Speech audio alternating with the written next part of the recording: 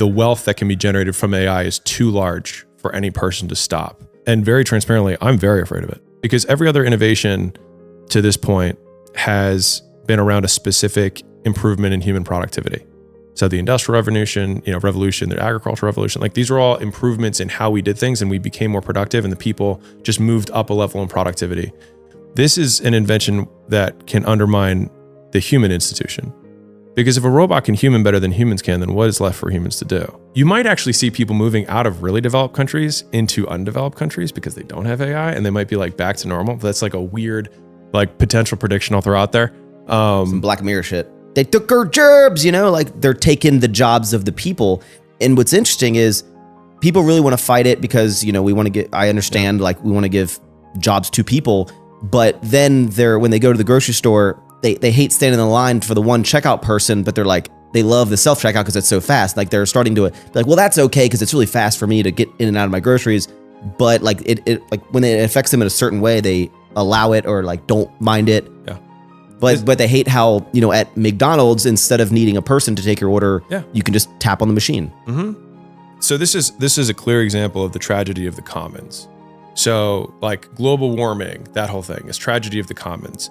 So everybody has to agree that we're all going to long-term do this thing. And if we don't, and any player can individually like benefit themselves, but players will benefit themselves. Right. And so the example you gave with McDonald's, it's like most people don't want global warming.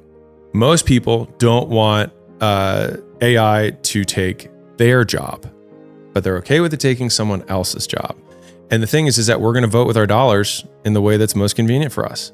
And so we will vote locally for the thing that's convenient for us, but in so doing, invest globally in the thing that will put us out of business.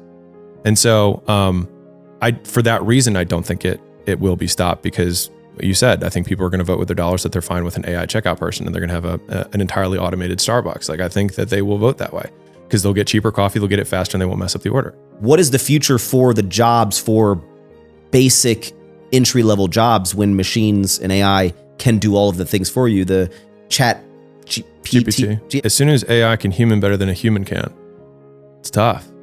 Like right now, the knowledge-based skills are going to go first, which is reverse of what people thought. They expected it to be blue collar. Like if you had asked people 2 years ago, what's AI going to fix first? They're going to be like, well, all the low skill jobs, all the labor, that's going to get replaced first. And then it'll be the slightly lower skilled white collar jobs. And then the higher skilled white collar jobs like programmers and things like that. And then finally, maybe the creatives.